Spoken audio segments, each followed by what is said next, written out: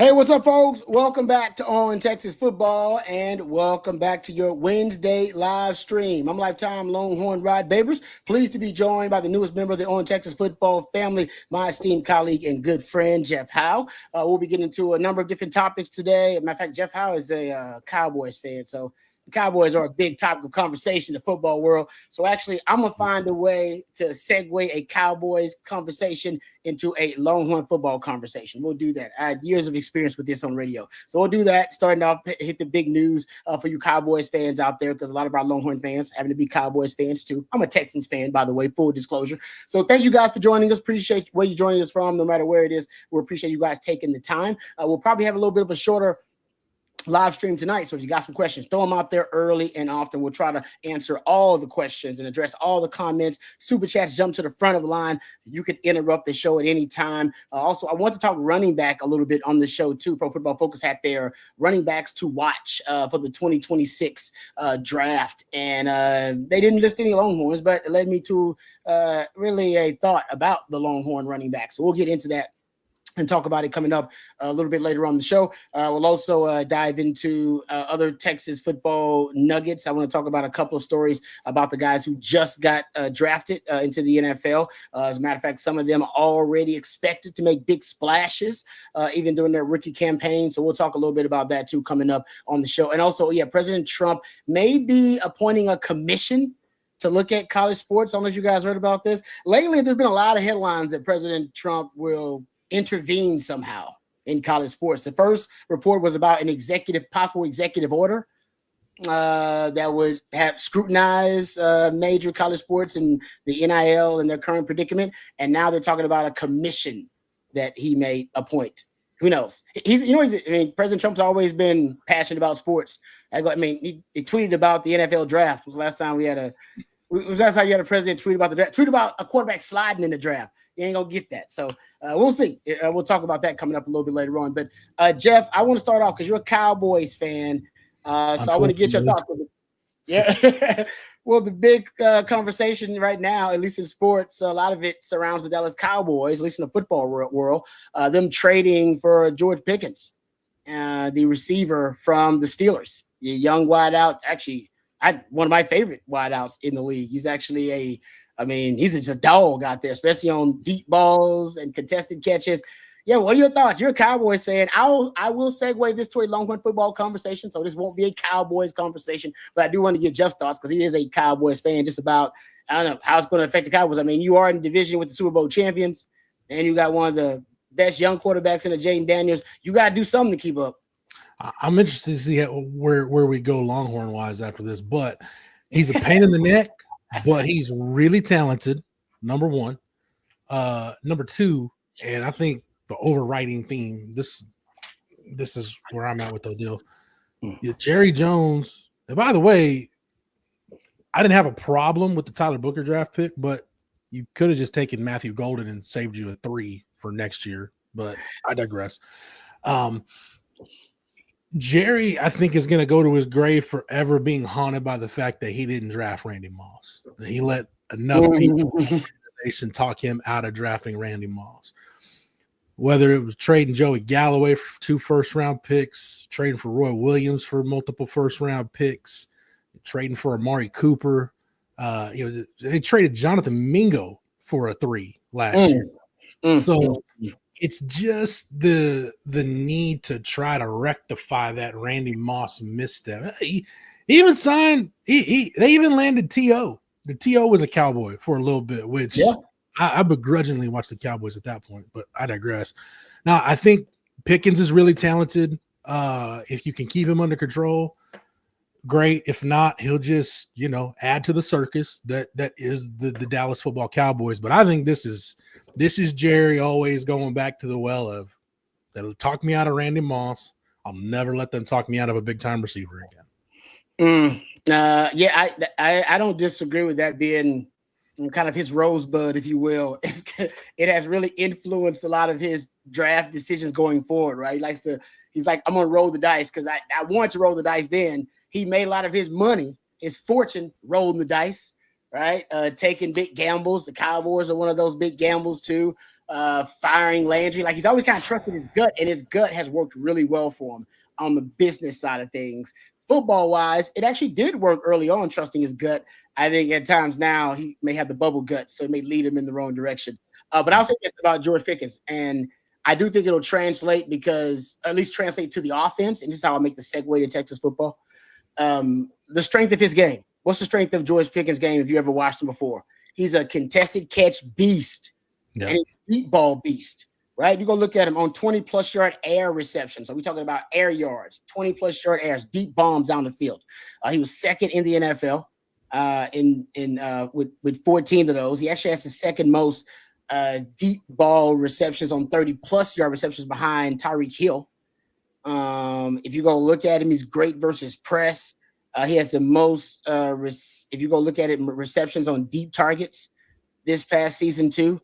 I mean, he is, if you go look at overall, if you want to stretch the field, you want to get vertical, and you want a guy that can make the contested catch in one-on-one situations, 62% contested catch rate, 31% contested catch rate, and 40% contested catch rate in the last 3 years. He's a dog. Hell, and you know that. He'll get penalties because he's got too much of that dog in him, trying to go up and fight for footballs and fight guys before and after the whistle. So you know what you get. And I think his game kind of reminds me of what Sark's looking for, more of a receiver like that. Now, he don't want the attitude. Yeah, no question. Now, he don't want the attitude. But we have documented and talked about it. Go look at, the wide receivers for Sark now. All right, we'll go over it here in just a second, but they're getting bigger. The wide receivers are getting bigger. They're getting taller. What is Pickens, 6'3", on 6'3", big body target. Mm-hmm. Sark's not, his target. I mean, he's got Parker Livingstone's big. Ryan Wingo's about 6'1.5", 6'2". The young bucks he's bringing in, they're much taller. So I don't know if you'll have the speed you did last year, but that's not how George Pickens works. I mean, he's got enough speed. It's adequate. It's more than enough speed. But you look at a lot of times, he hadn't created a ton of separation with guys down the field. It's just a one-on-one, and his body control, his ability to box out guys and debo guys for the football. And as we've talked about, Jeff, these guys you have now, I wonder, they're bigger. I wonder if you will have more George Pickens-like plays with some of these players. Now, Sarks will scheme you open better than a lot of NFL offensive coordinators will scheme their guys open. So I'm not saying that you won't have situations where guys are just running free and yak yardage. But I'm telling you, with the bigger wide receivers, I can see, and Arch's skill set, being a guy who wants to throw it deep. That's another segue, right? He's a deep ball threat, and Arch likes to throw it deep. Chicks dig the long ball, and so does Arch. I do think, making the segue, that the receivers and the passing game that Sark will have this season may resemble at times some George Pickens-like plays where he's in a situation, my guy against your guy, my big guy wins. As I'm thinking about this, I'm thinking about when Mike Leach brought the air raid to Texas Tech.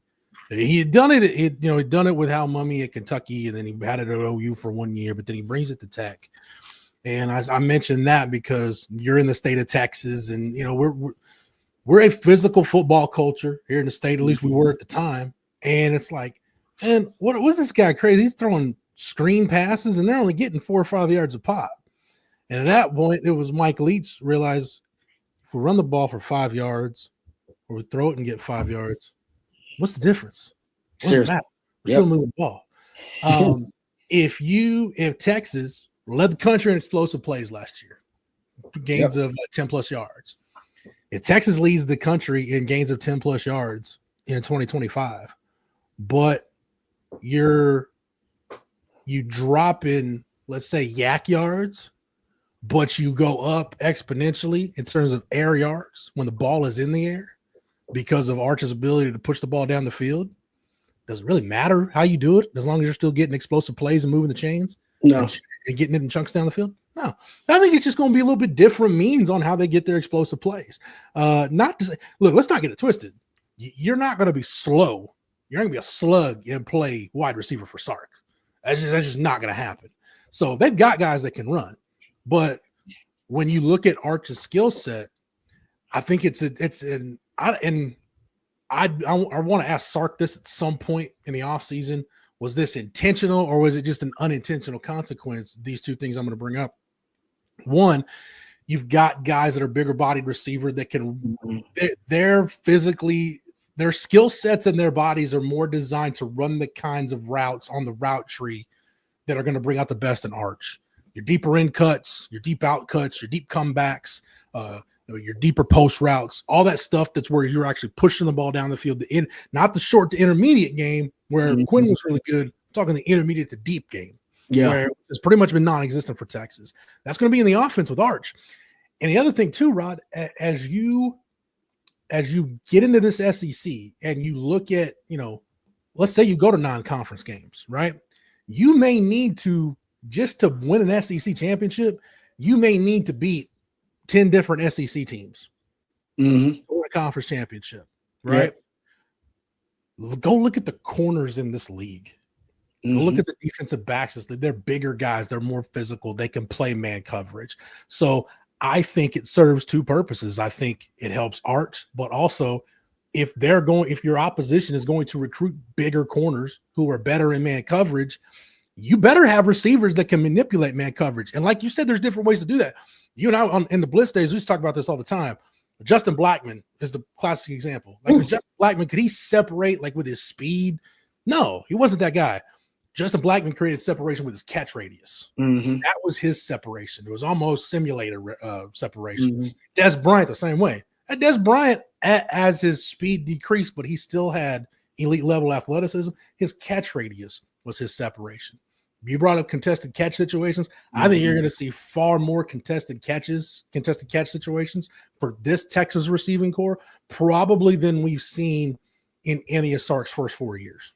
Yep. And to add to that, Jeff, to piggyback on it, because I love everything you brought up. The first part about them playing bigger corners, more physical corners, everybody knows the belief is bigger receivers have more success versus press coverage and in man coverage. And you go look at Texas wide receivers actually last season. If you look at yards per route run versus man coverage, Matthew Golden had one of the lowest yards per route run versus man coverage in this wide receiver class. So did Isaiah Bond. So Sark, I'm not sure how much he looks at analytics, but I know it's available to him. And he probably knows that too. So a combination of things have probably, there's no doubt. I see Cameron here talking about it. Cameron Miller says, I know we've talked about the change in style and the size and style of our receiver, but perhaps the offensive style may change a lot. I don't think we see as many fast wide receivers. I think we see a lot of more multi-capable wide receivers. So good point, Cameron. And we talked about it here that I think it's intentional, this shift and how many bigger wide receivers you have. Because I went and started looking at it and documented how many wide receivers you have now that are taller than, at least that you brought in this recent acquisition cycle, that are taller than 6 foot, right? 4 out of the 5 receivers that you recently brought in are taller than 6 foot. The last acquisition cycle in 2024, it was 3 out of 7. And in the one in 2023, it was 1 out of 4. And in 2022, I was 1 out of 4. Now, it could just be, hey, the better wide receivers and you're recruiting better players. They're just the bigger, longer, high, taller wide receivers. That could be the case. I think it's intentional, Cameron. I think it's Arch's preference, or maybe it's just more compatible with Arch's game. As Jeff mentioned, the style of passing game they're going to have, more vertical, more deep and intermediate passing game, as opposed to the quick, short to intermediate passing game you had with Quinn. And I'll tell you something else is going to show up too in the contested catches, the scramble drill. You will have more scramble drill situations now with a quarterback that can scramble. And then you got bigger receivers down the field in the scramble drill, throw it up, jump ball situation, my guy versus your guy. And I think you'll also see that contested catch ability show up too. So, and the catch radius kind of that you were talking about there with these guys. So they got speed. Ryan Winkle still can run. They're like a 10-5, 100 meters. We ain't saying they can't run, but I think now the emphasis on this size with the speed, or, making sure the guys do have that maybe the catch radius is looking at, but there's no doubt. I mean, Michael Terry, Parker Livingstone's a taller dude, and he's going to crack the circle of trust. They bring Khalid Lockett's to 6'2". They're bigger wide receivers, and I think it's for a reason. That's not to say that if Sark finds another Xavier Worthy or Devontae Smith that they won't take him, because those guys are unicorns. They just at their size. I remember you saying this about X as a freshman, and he just we just saw him have a tremendous rookie season in the NFL and have a highly productive Super Bowl. You even mentioned as a freshman, like his play strength for his size, it's really high. And just because a guy's slight of frame, just because I've seen a lot of 6'4", 6'5" receivers that didn't want to play with a ton of contact. And likewise, you could see a guy like guys like Devontae Smith and Xavier, they're fine getting into traffic and sacrificing their body. Now, the laws of physics says you don't want them to do it very often because the human body is only made to withstand so much. But so that's not to say they won't take one of those guys if Sark and Chris Jackson find them. But at the end of the day, I think getting guys that are a little more where the body type is a little more sustainable for the long haul.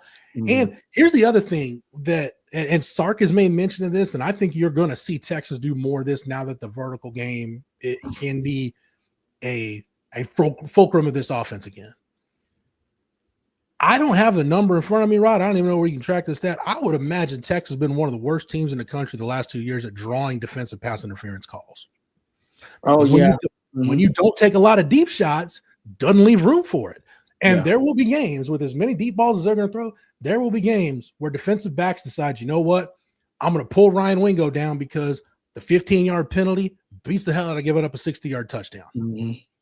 Yeah. So I think that in and of itself is going to make your offense more explosive and help you move the ball more when you're able to draw more DPIs. Sark has mentioned it that they don't get any. Well, if you're not taking shots, if you're not putting your guys in those one-on-one situations, it's hard to draw those. Yeah, there's an art to that too. Drawing those PIs, whether it be schematically, the way you kind of draw out the plays to get basically you got a defender's guy who's out of position. So that could be the route running, that could be the play itself.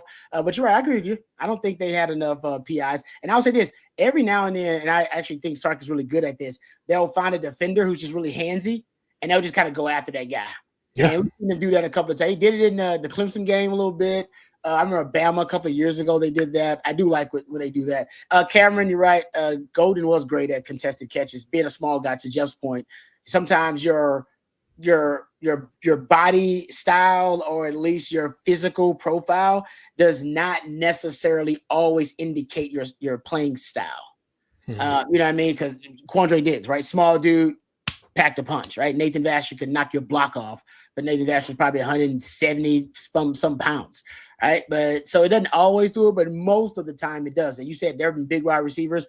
I'm not even going to name names that at Texas, they weren't necessarily those guys. They were big, but they weren't physical. Yeah. And it almost feels like a disservice to be that big and not that physical. C. Gaddy says A.D. Mitchell and J.T. Sanders, great contested catchers. They were good contested catch situations too. But A.D. Mitchell was a little bit bigger, right? A.D. Mitchell was what? 6'3". 6'3", 6'2", and J.T. Sanders a little bit bigger. I think Sark's looking at that. I think that's been an emphasis, no doubt about it. All right, let's thank our first sponsor of the night, our friends over at Flat Creek Estate Winery. Before we move on, we'll answer some of you guys' questions and get into a couple other topics.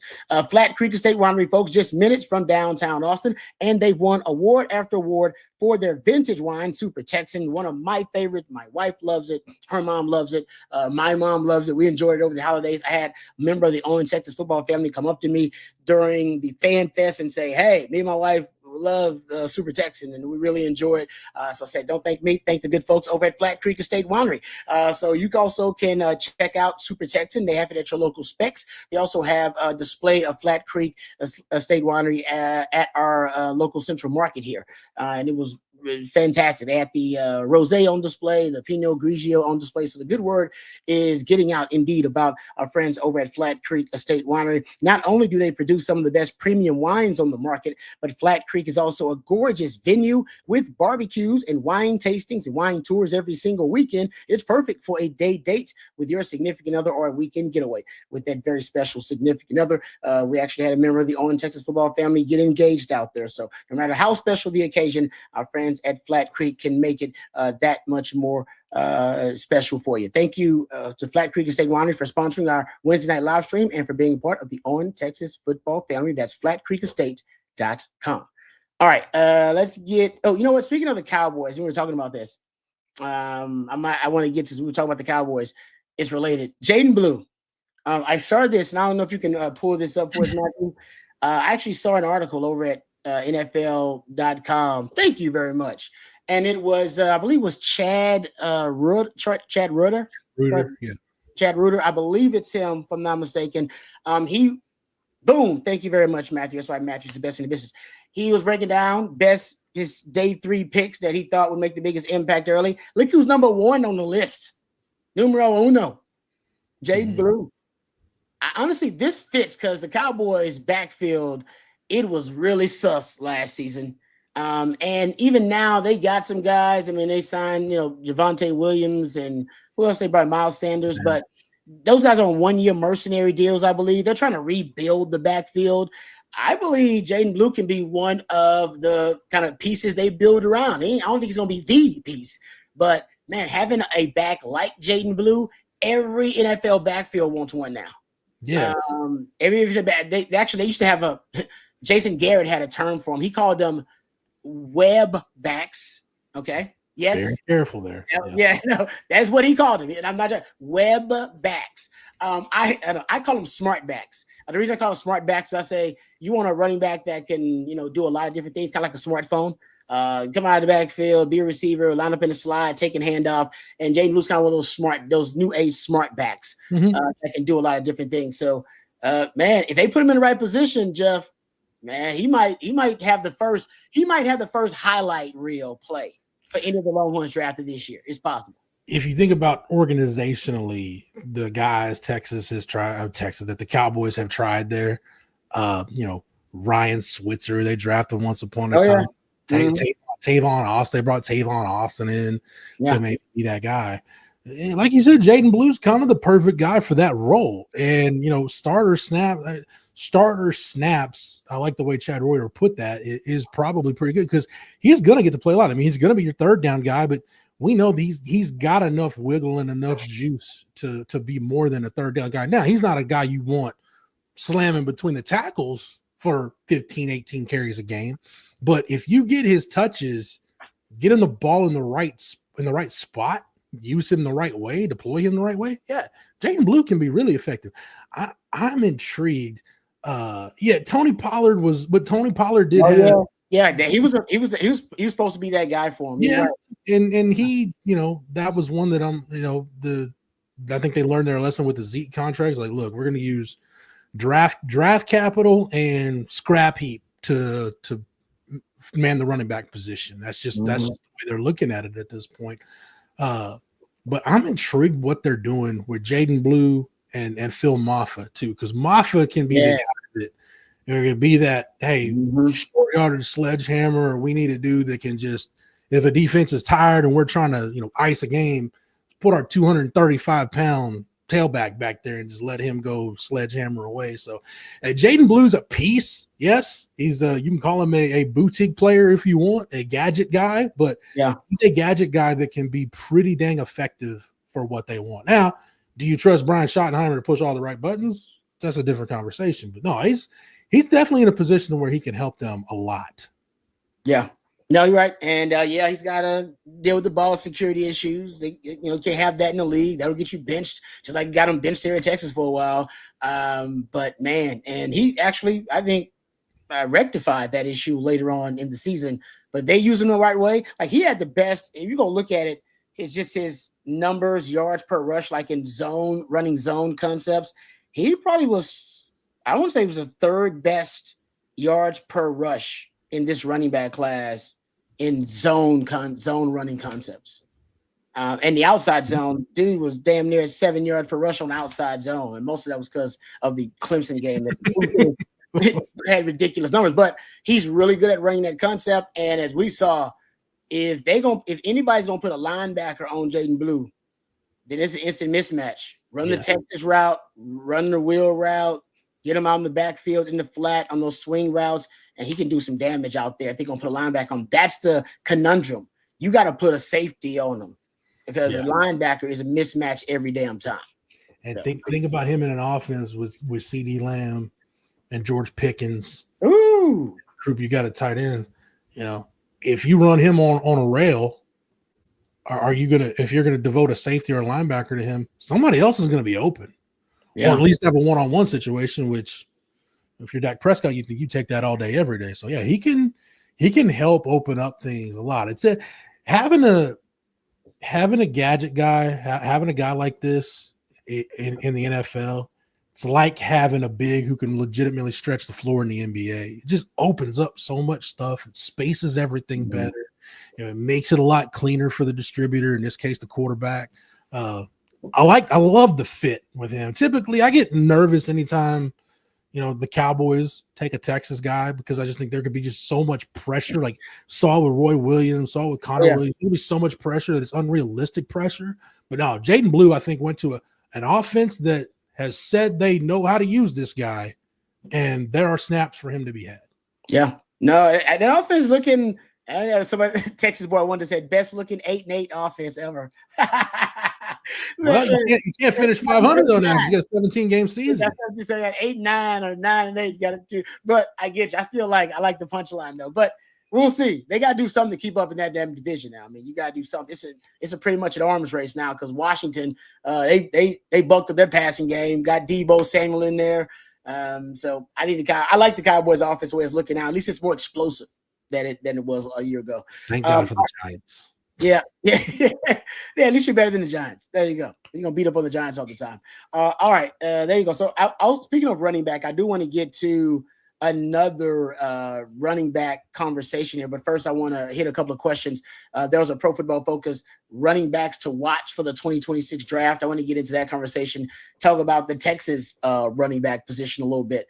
All right, Jordan here with a question says, how big an impact would you guys consider it if Texas walks into Ohio State and wins after beating Bama in 23 and Michigan in 24? Where does it sit all time as road wins in consecutive years? Jordan, that is a great question, and thank you for it. Jordan, I've already said I'm picking Texas in the game. Sark and these big non-conference games start the season, guys. Now I have enough sample size now to know that Sark will have them so prepared that even Quinn Ewers looks like a first-round pick in them games. He was drafted in the 7th round. Right? Now, even though we're like, hold up. Because you got Quinn after that Bama game, both Bama games, the one he got hurt in and the one in Tuscaloosa. Dude looked like the best quarterback in college football in them damn games. In the Michigan game, best game. It might be the best game we've seen Quinn play. He had a higher Pro Football Focus grade, passing grade under pressure versus Michigan than he did from a clean pocket. Dude was balling. Why? Yeah. Because Sark took like 3 months to prepare for them damn games. We know it now because he's kind of admitted it off and on a little bit. They take a little extra time to prepare for this game because they know how big they are. He knows what they mean in recruiting. He knows that it's going to put Texas on the map early on and put them right at the forefront of the championship conversation early on. He knows that. And that's why Sark, he has those guys well prepared. Why does Quinn look so different playing a Michigan and a Bama than he looks later on in the season playing opponents who have, just as much, if not less, NFL talent? I think it's because Sark's preparation, and I said it before, his preparation and game planning is yeah. It is. It's chef's kiss. That's why the second half of Sark's games are uglier than the first, because his preparation and game planning on point. It's his, adaptation and his being able to counter and being able to adjust that's been sometimes a little bit questionable. Yeah. As far as where it would rank, to me, the gold standard for non-conference wins, because of what it led to, is the 05 Ohio State game. Going up there, first night game at the Horseshoe, you got behind, you had to come back. And then again, we can do revisionist history, but I mean that wasn't a Texas team at the time, Rod, that you completely trusted in those games. I mean, yeah, they had the win over Michigan, but you're still in the middle of that losing streak to OU. They had gone on the road to Arkansas the year before and had a really tough game against an Arkansas team that had a losing record. So I don't take anything away from look, going into Tuscaloosa and winning, going into Ann Arbor and winning. Those are tough games, but it's hard to say where it would rank, where it went over Ohio State, because I feel like Texas, at least me going in, I see Texas as having more advantages than Ohio State because the quarterback situation, the head coaches, you can say it's probably a wash. Which head coach do you trust more? Ohio State has to replace both coordinators. You got Brian Hartline calling plays for the first time. You got Matt Patricia as a new defensive coordinator. And we haven't seen this yet. This is probably something we'll figure out here in the next couple of weeks. Once Fox and ESPN decides who's getting what games, if this game is a noon Eastern kickoff, Fox, and I imagine Fox will do everything they can to get it for big noon. Mm-hmm. That's a huge thing, not having to play that game at night. Agreed. Yeah, that's a good point. I agree with that 100%. Yeah, they lucked out on that one. And I'll say this: if you look at it, I think it just for Texas. I'm with you. I think just like the Michigan game, the Bama game. I'm not gonna lie, I wasn't confident that Texas was gonna go into Bama and beat Bama. There weren't a lot of examples of teams being able to do that. Yeah. Ohio State's probably the same thing. But considering the losses they've had, and considering I'm expecting a bit of a letdown because this was the dream that Ryan Day was chasing. He can't help it. See, Nick Saban calls it the success flu. You can't help but relax. It's human nature. You can't help but exhale and go, finally. That dude was comparing losing to Michigan to losing his dad. You can go look to the YouTube clips. That dude was in a dark place. That championship did a lot to really kind of save his soul. And I think naturally there was a kind of an exhale after that. And Sark is not at that point. Texas is not. Texas is actually still hungry because they have not reached that mountaintop. And I do think there's a little bit of that, just that hunger. Now you got young guys, I'll say they're gonna be good. I mean, of course they got NFL players, there's no question.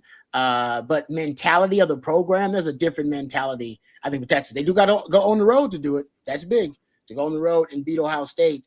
But man, Texas, I feel like this is right now, they're still ascending. I'm not sure Ohio State is getting better than they were last season, considering everything they lost. If you look at Texas playing Ohio State last year, knowing what we know now that Ohio State went on to win a national championship, a little bit of different circumstances, but I feel the way about these back-to-back games and unintentional back-to-back games, kind of like I did if Texas had gone to Baton Rouge to play LSU in 2020. Now, COVID took that game away, but even before we knew what Joe Burrow was and what that LSU offense became, I thought Texas was better prepared to go to Baton Rouge the following year and win than they were to win in Austin in 2019. Now, they got painfully close in 2019. I felt like Texas, knowing that, hey, they'll be breaking in a new quarterback. We'll see what kind of losses they have to the draft. I felt like Texas was better prepared to go down to Baton Rouge and win. Now, and compared to the Cotton Bowl, where it's the end of a really long year and you're beat up, they're beat up. It's almost a war of attrition at that point. I just think Texas is better prepared, more equipped to go in and win this game in Columbus than they were to win in the Cotton Bowl. Yeah, because it's so early, strangely enough, and I know Texas is young and inexperienced too. I think it favors Texas just because, man, Ohio State, new systems on both sides of the ball. That's a lot, man. Texas has a continuity is something we praise with Texas, and yet for Ohio State, it's not anything of their own doing. I mean, they had so much success. Chip Kelly left to go get a job in the NFL, and Jim Knowles left to take a higher paying job. So they had a lot of success. But because of that lack of continuity, I think, is also another advantage for Texas going into that matchup. This is why I love playing these games, though, because I think CB mentioned this in the chat. You go back and look at that 2023 win in Alabama. That carried so much weight for Texas in terms of being a positive. Oh, yeah. But it wasn't held against Bama at the end of the day because Bama still got into the college football playoff. So both teams are going to be better for it. You play a big-time non-conference game like that early. If you got blemishes, you're going to figure out what they are off the rip. Like there will be no secrets going into week 2. Like you'll know, hey, we feel good about our run defense, or we're still struggling in short yardage, or yeah, we feel like we can push the ball down the field a little bit more. Whatever mistakes are made, that it's going to set a really good baseline for where you go the rest of the year. And if Texas does win that game, it's not going to be held against Ohio State because you lost to a team that's probably going to maybe at that point become the favorite to win the SEC if Texas goes into Columbus and wins. At least everybody be talking about Texas being the favorite to win the SEC. So for Ohio State, it's not going to be held against you. If anything, it's going to help you. Yeah. No, I agree with that. It's a good point. I remember that. And as long as Texas doesn't blow them out, right? But I'm not expecting. I don't think anybody expects. But what's the line on that game right now? 3? Is Ohio State favored by? I can't imagine it's more than that. Yeah, I haven't looked at it, but okay. But no, I'll give you another underrated non-conference road win, Rod. Texas opened the 1983 season. Again, you're probably a watch punt return away from winning the national championship. It's an all-time great defense. They opened on the road, went to Jordan-Hare, and beat 5th-ranked Auburn, an Auburn team with Bo Jackson, by the way. Beat them 20-7. Just dog walked them in their own house. That 83 team was, I mean, you talk to, put it this way, as good as the Texas defense has been the last 2 years, we've been talking about, they haven't done this since 83. They haven't done this since 83. They haven't done this. And people started thinking about, man, that 83 defense must have been really good. Yeah, it freaking was. That was a really talented defense. That defense was nasty. It was. All right. Thank you for the question. Scott, thank you for the super chat, Scott. We appreciate it. He says, where would Quinn have been drafted if he had set out the rest of the season with injury after that Michigan game? Damn. That's a deep question. Does Quinn go higher than the 7th round if he had just been injured for the rest of the season after the Michigan game? That play that he got injured on versus UTSA, which threw like a big explosive play to Gunnar Helm. I think was like one of the plays that kind of on that play. The thing that killed me with that was Quinn said at the combine, like he got hurt in the Monday practice. So they beat Michigan on Saturday. They get Sunday off. He got hurt in the Monday practice. So like that to me is like, it's the painful synopsis of Quinn Ewers' career. It's like, here you are. Everybody's talking about you being the number 1 pick. You just went and, destroyed the defending national champions in their house. And the next practice you have an oblique injury that hampers you for the rest of the season. Like it's tough, man. That's tough. I don't know because I want to say he would have been drafted, probably right around like where Dylan Gabriel and Shedeur Sanders were drafted, because if Quinn had sat out the rest of the year, the league still views him as a developmental quarterback. And we talked about it ad nauseum around the draft. The NFL's not into developing quarterbacks. They don't have time anymore. Yep. It's a good point. I think he goes interesting because he wouldn't have that Georgia game on his resume. Ooh. And I think the Georgia game ultimately is one that scouts had a hard time overlooking. That was tough because I think he might have got drafted just a little bit higher if he had just been injured. I'm not saying much higher. It's 6th round. I don't know, something like that. But it's interesting. It's a good question. It's a good question, Scott. But Jeff's right. Developmental quarterbacks, there's no doubt. The NFL is not a developmental league. The Mannings know that. That's why they're cool with staying in college for a couple more years, even after sitting for 2 years, because they're like, the NFL ain't developing you anyway, man. You might as well stay here and develop, and then you'll get drafted, and then we'll help you become a professional and teach you how to become a professional. But don't go to the league trying to develop. And for Quinn, he's in a perfect spot for it, but still you got to go in and produce in the league. That's it. It's a what have you done for me lately league. Thank you for the super chat, Scott. That was a really good question. Let's thank another sponsor before we move on. Our friends over at Vaughn Lane. Let's thank them before we move on to another question. Vaughn Lane, folks, you've got, get to from one city to another here in the great state of Texas, Houston, DFW, San Antonio, Austin, and it's a toss-up, right? Do you deal with the airport chaos, hope your flight isn't delayed, or do you brace yourself for the hours behind the wheel field, battling traffic and road rage, burning a day, lost productivity. How about this, folks? There's a third option, and it's better in every way. And I've actually gotten a chance to ride the Von Lane to Houston, and I've ridden it to DFW. It is fantastic. You arrive at a luxury hotel terminal, no TSA lines, no long-term parking lots, just a seamless boarding experience that takes minutes, not hours. You settle into a plush leather seat. You got a hot towel, pillow, blanket at arm's reach. Your attendant offers complimentary snacks, beverages, and on select trips, a full meal if you want it. And if you need to relax, you can lean back and enjoy the ride. If you want to stay productive, there's high-speed Wi-Fi and power at every seat. And while you're unplugging or powering through whatever you desire, the Von Lane team is monitoring traffic in real time using smarter routes and efficient detours to keep your trip smooth and on schedule. And now it's the perfect time to plan your fall travel. Booking is open through September. So whether you're headed to a college football game, a weekend getaway, or a business trip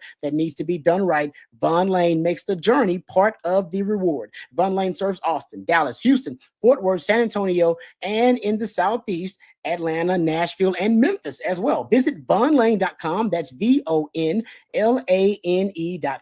Use the promo code OTF25 and you'll save $20 off your first ride with our good friends at Von Lane. Von Lane, elevated regional bus transportation. That's vonlane.com. Thank you very much to Von Lane for sponsoring our Wednesday live stream. All right, getting back to a couple of questions. How about this one from John? Will longer routes for the receivers put more pressure on the O-line to pass protect, which may be tough on a line that has not played a lot together? Boom! That is a damn good question, John. That is.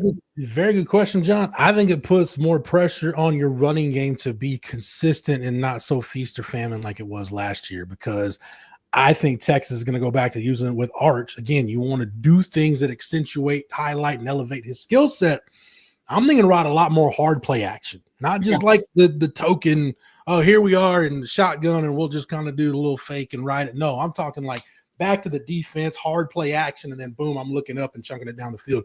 To do that, you got to be able to run the football and run it convincingly enough for that stuff to work. So it's a good, really good question, John. It does put pressure on the O-line, but I think it's pressure on the O-line to help the backs work in concert with the backs to establish the run more so than just straight up pass protecting.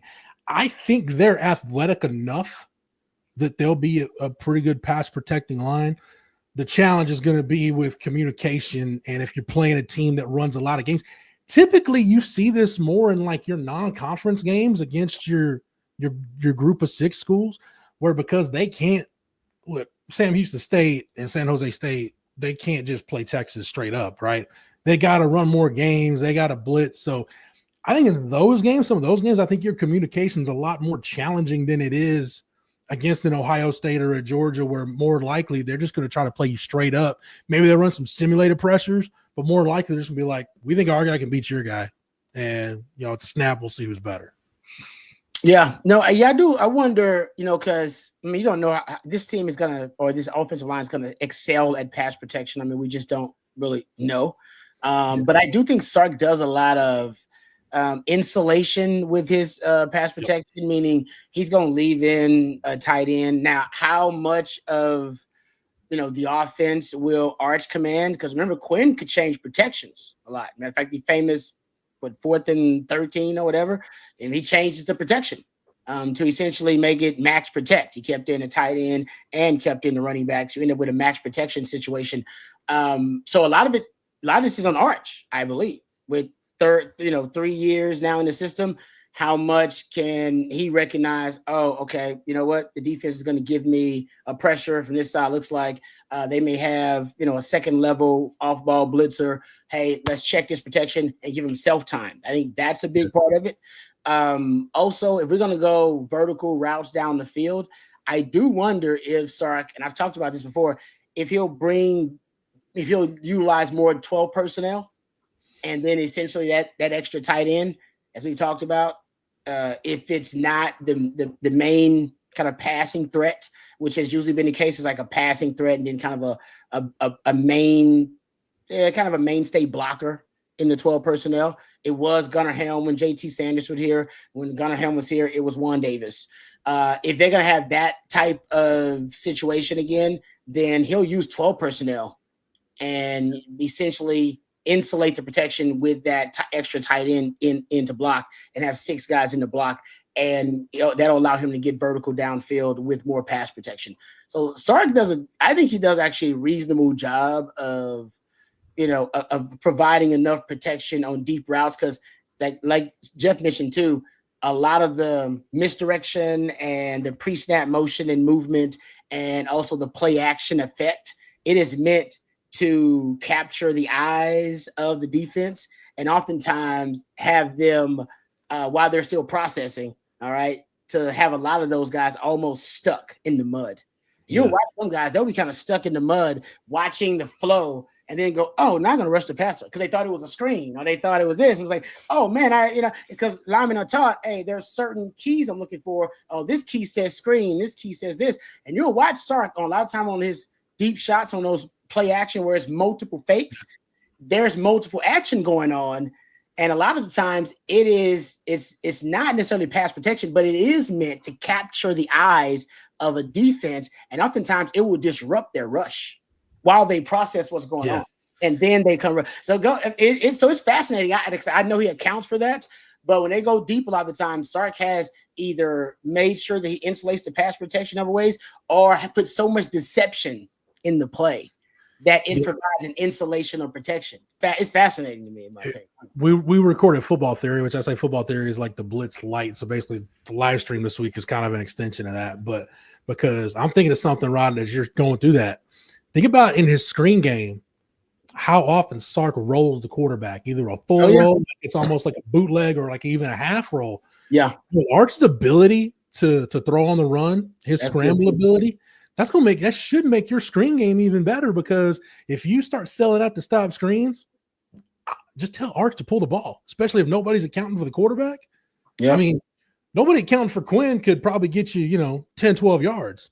Man, Arch gets you 20 or 30 with his athletic ability and his speed. So, yeah, I mean, I think I love the way Sark designs screens. It's interesting. It's more on the quarterback's ability to move in the pocket and to manipulate the defense with his legs, even on some of their deeper routes, doing that as opposed to, having your backs chip and then get out into the route. So Sark, it's just getting into Sark as a play designer. And I like the way that, a lot of his emphasis, like you said, to have some of that eye candy is getting the quarterback on the move. But I say, if you're still going to design your screens that way and they start selling out to stop screens, all it's going to take is 1 or 2 times for Arch to rip off a 20, 30-yard run before teams be like, nope, wait, we got to hang back a little bit. Now it opens up your screen game again. So you said it, and I think everybody knows it. You're doing yourself a disservice if you don't take advantage of the best weapon of football, which is a quarterback who has a legitimate ability to run. Yep. I love what you said about him in that half roll. Because there are times where Sark will do that too, just half roll away from wherever the pressure's coming, or essentially they will slide the protection one way and get him half rolling that same way too. And then it buys you a little bit more time on some of those kind of deep rainbow crossers across the middle, some of those deep shots. And Arch can do that really well. I mean, that's going to be actually, I think, a strength of his game. So I think, John, there are different ways that Sark will make sure and by the way, he may not have to do it. Maybe, Brandon Baker and Trevor Gooseby, those guys are actually really good, early on in pass protection. You don't have to do that. When you face certain teams, though, Ohio State will probably be one of them. You need to have a plan to protect your team because they just got too many force multipliers, too many impact players on that front seven. All right. Thank you for that, John. Salty Q says, how much different are the new coordinators' systems? I imagine Salty Q's talking about Ohio State. Chip Kelly. Yeah, exactly. What was Chip Kelly, the offensive coordinator, now it's going to be Brian Hartline, the former wide receivers coach, still wide receivers coach. He's just now the play caller as well. And now Matt Patricia running. I don't know if he's running Jim Knowles' system. I think the offense will be similar. I do think the offense will be similar because either Ryan Dale make him, run the same offense. He was there when they were running the offense, so he had access to it. Ryan Day had his fingerprints all over it too because he was a former play caller. So I think the offense will look very similar. Defensively, Jim Knowles has a very unique defense. Yeah. and the three high safety system, and the way he runs it actually is very unique. I'm not sure they can run Jim Knowles' system. The way he runs, they probably can run. They probably have the skeleton of it, right? But I don't know if they'll have the complexity of it. Think about how difficult it was. And this is not a knock on Matt Patricia's football. I know people have their opinions about Matt Patricia and some of the Belichick guys, but think about how difficult it was for Wink Martindale with a defense still chock full of NFL players. Yep. That put a lot of defensive guys. He had 2 defensive tackles drafted in the first round off that Michigan defense. How difficult it was for Wink Martindale to step in and basically you put your own spin on it, but basically you're running Jesse Minter's defense. Mm-hmm. Like that Michigan defense didn't look like they had it together. They were slipping gears in that game against Texas. Now, Sark called a brilliant game and Quinn was on fire, but the Michigan defense did themselves no favors. And I think that was still learning, hey, this coach is going to call the game different. We know Wink Martindale was a high blitz rate guy, so he's going to call things a little bit different. Matt Patricia's not going to call the game the way Jim Knowles called the game. And again, the fact that it's your first game, you don't have time to test drive this thing, Rod. You gotta take it out of the garage and get it on the freeway ASAP. There is no learning curve. So yeah, I think the Ohio State defense you see in game 12 against Michigan should be vastly improved in terms of how they look and how they operate within the scheme than they do against Texas. I would expect them to be, to an extent, discombobulated. Because I don't know, Rod, I would assume, I have no idea what Matt Patricia's going to run. I don't. I would assume, since he's from the Bill Belichick, Nick Saban school of defense, it's going to be some form of match quarters, coverage-wise. I mean, other than that, I would just be guessing if I told you I knew what Matt Patricia was going to run. Yeah, that may be an advantage for Texas. Like it may be, an advantage for Ohio State against Texas is that Texas may not have any idea what Matt Patricia is going to do.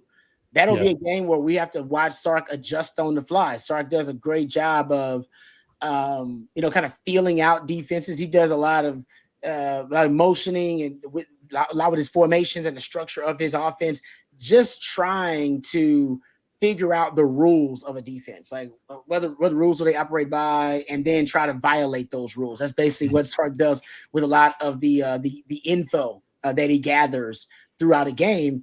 But I wonder early on, this is going to be a game more about adjustments for Sark. We talk about how great he is at game planning and preparing, and that he hasn't been a true chess master in adjusting. That's why second halves sometimes are a struggle for Sark, and we don't see the same prolific, innovative, creative offense that we do to start games, or his opening script, or when he's got 3 months to game plan and prepare for a big time non-conference opponent like a Bama or a Michigan. So I do wonder in this game, the challenge for Sark may be he's adjusting the entire time. Because I don't know if he knows exactly what Matt Patricia is going to run. I guess you can go to the NFL and go watch out, and I'm sure they'll have a breakdown of his, the coverage matrix of his, favorite coverages and what he likes to run the most of. And like you said, they'll have that breakdown, but how that applies to the talent at Ohio State, he has no idea. And coming off a Jim Knowles defense, do you basically go cold turkey away from the Jim Knowles defense? Or do you try to, fuse the two ideas, Jim Knowles' ideas and your ideas? Or do you just try to come in and, run Jim Knowles' system? Like he can go either one of those ways. And I'm not sure which one is the best way. Yeah, I think just my initial thought is he'd be foolish to just discard Jim Knowles' defense and at least not keep some of the framework of it. Mainly because other than Anthony Hill, you probably got the best defensive player in the country in Caleb Downs at safety. And I think he's perfect. We talked about Jelani McDonald being perfect, Jonah Williams being perfect. Like Caleb Downs as the middle safety in a 3-high defense, he's perfect in that role. He is perfect in that role. So I think you'd be doing yourself a disservice if you took your best player and completely erased an area where he can be effective. But if Matt Patricia's not comfortable with the 3 safety stuff, are they more of kind of a, what he's traditionally been, which is like a 3-4 defense with some big nickel stuff?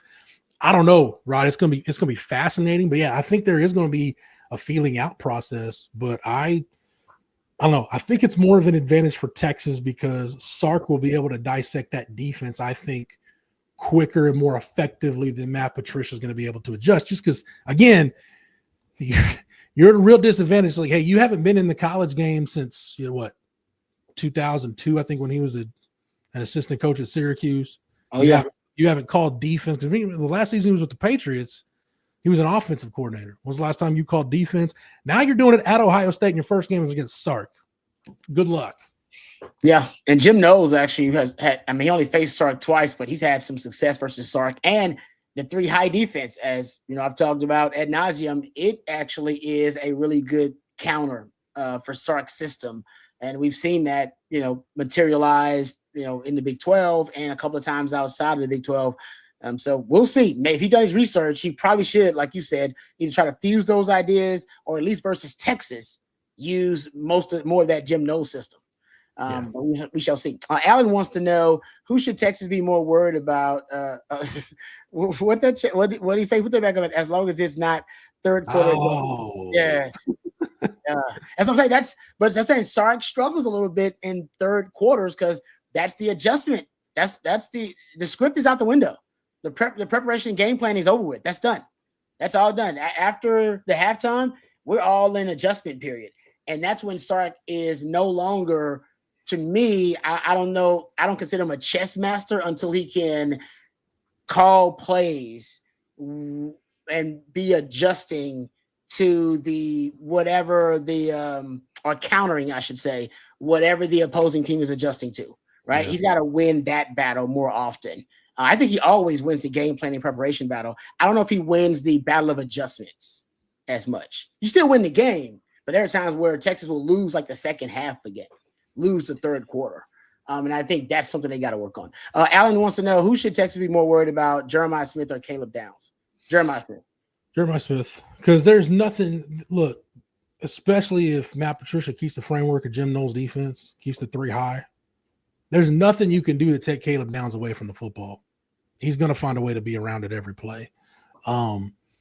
Jeremiah Smith, and to an extent, you can try to limit the opportunities Caleb Downs is going to have to change the game. But Jeremiah Smith, I do everything I can for him to not be the reason why Ohio State wins this game.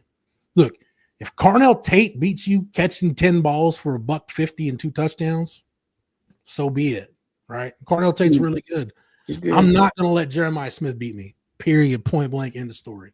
Yeah, I agree. Yeah, and we'll see. Texas had an amazing game plan for Jeremiah Smith, but they also had, the Thorpe Award winner and Andrew Makuba, who's also an NFL draft pick on that team. So we shall see.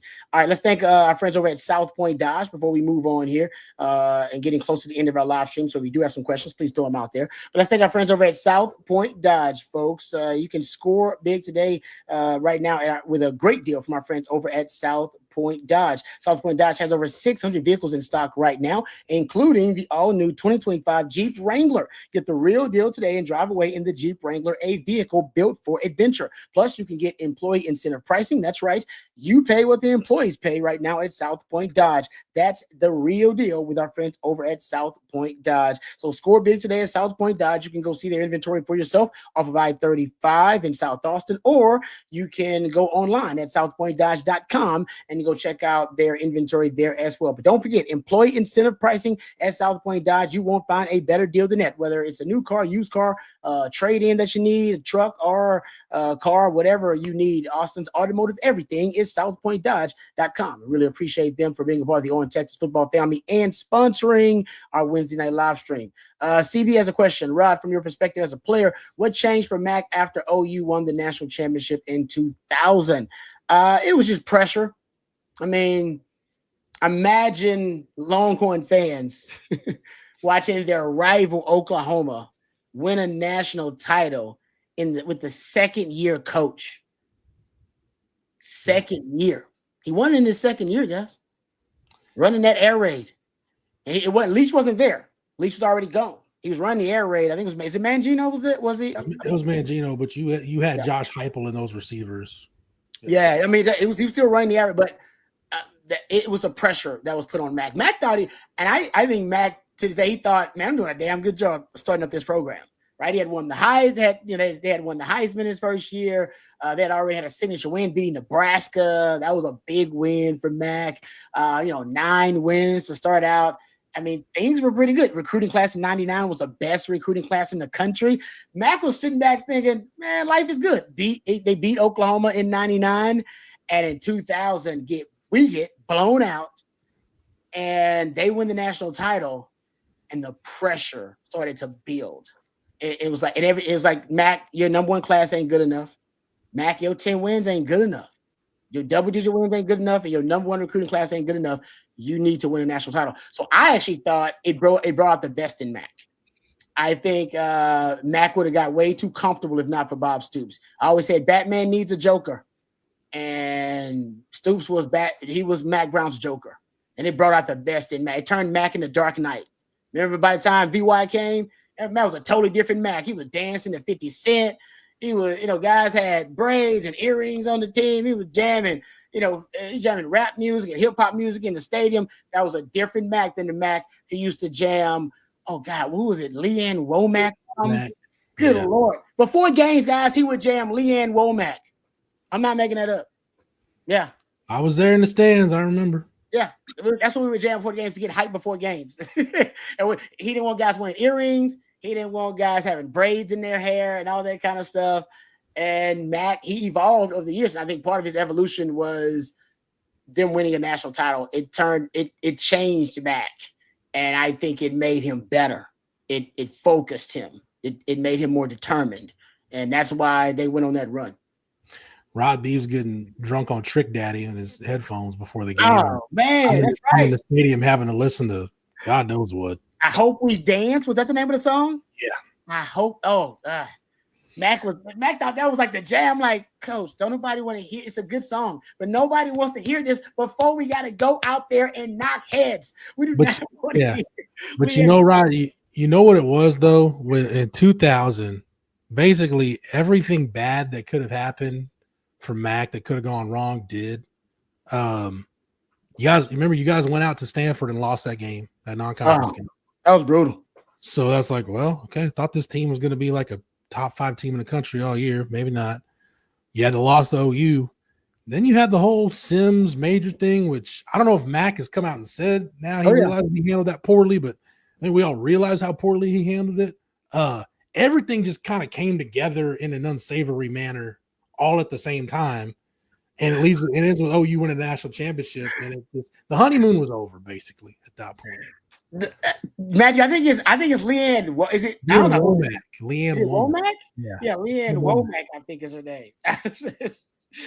Like I shouldn't even know this one. I Hope You Dance, yeah. That's why I know her. Yes, that's why I know her because of. And like I said, the lyrics might have been great, but if you want to go listen to it on your own, folks. That we used to listen to that song before we played a game. Like we'd be warming up, and they would play that song. No, I was not inspired. No, the lyrics did not inspire me. No, that was the wrong mindset for a team going out there to try to dominate an opponent and and impose their will. No, wrong song. And I think Mac learned that later on. He learned that.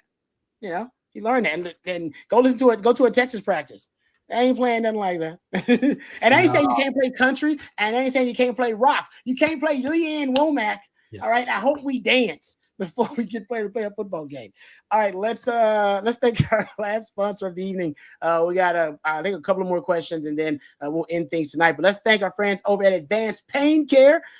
Speaking of those MAC years, how about 2 Longhorn greats, 2 legendary Longhorns during those MAC years, telling you about our friends over at Advanced Pain Care. Pros know the pain stops here. Physical therapy helps me as an athlete then and now. And do I still need therapy? Yes. Advanced Pain Care helps with that. Injuries will stack up. They'll add up. You can't let those injuries get you down, and Advanced Pain Care has been very helpful for me. We can help with whatever's got you down, from nerve damage to our spinal cord stimulator. Pain is inevitable. Suffering is optional. Same-day appointments available. Advanced Pain Care. The pain stops here. Thank you very much to our friends at Advanced Pain Care. All right, last subject of the night, and we'll end things a little early. Retired working man says, this upcoming season, I don't think anyone is going to be able to handle Texas pass rush. This is what I'm hoping saves them a little bit in the Ohio State game. I don't know how Ohio State's quarterback is going to look. I know their receivers are legit. All right. Ohio State got the best receiving room in the country, and they got you can make the argument the best receiving room, the best receiving wide receiver production out of any team in college football.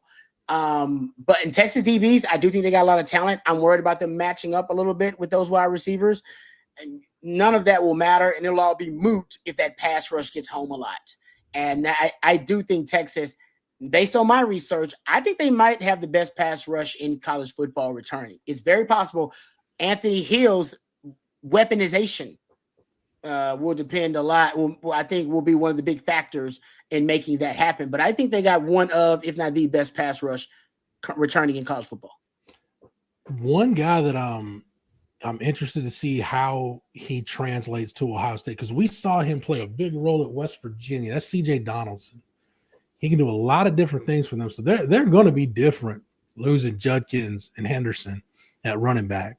But, with James Peoples, who, by the way, is a San Antonio kid, and then, you bring in C.J. Donaldson from West Virginia, they're going to be a little bit bigger, Rod, at running back. I think maybe they might try to get downhill a little bit more in the run game. That's just me guessing and looking at the roster they put together. But, if you're Ohio State, you definitely want to try to establish the run, because second and long, third and long is not a place you want an inexperienced quarterback to be against this pass rush. You don't want Colin Simmons to just be an Anthony Hill and Ethan Burke to just be able to tee off on the quarterback. If it's 3rd and 9, what do you want your pass rush to do? You get your hand in the dirt, get ready, fire off the football, go get the quarterback. Like it's not a whole lot the offense has for 3rd and 9. So maybe it's Ohio State establishing the run, trying to shorten the game a little bit, because like I said, I don't think they want to be in 2nd and long, 3rd and long against this pass rush.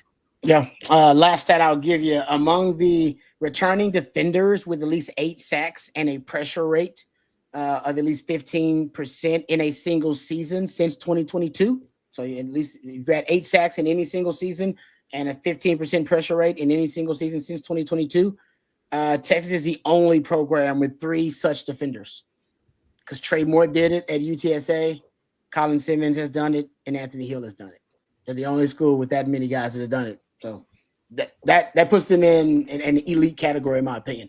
So I agree with you, retired working man. Also, thank you to Matthew behind the scenes. Matthew is a real MVP. We can't forget about him, folks. Twisting and tweaking the dials. Couldn't do it without him. And also want to thank you guys for joining us.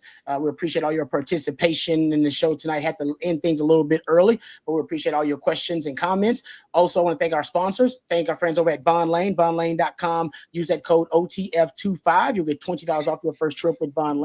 Also, Flat Creek Estate, flatcreekestate.com, South Point Dodge, southpointdodge.com as well. We appreciate all of their support, and Advanced Pain Care. Can't forget about our good friends at Advanced Pain Care as well. Thank you guys for joining us. Thank you, Jeff, for all of your hard work and expertise. For Jeff and for Matthew, I'm Lifetime Longhorn Rod Babers. Until next time, hook 'em horns. Hook 'em.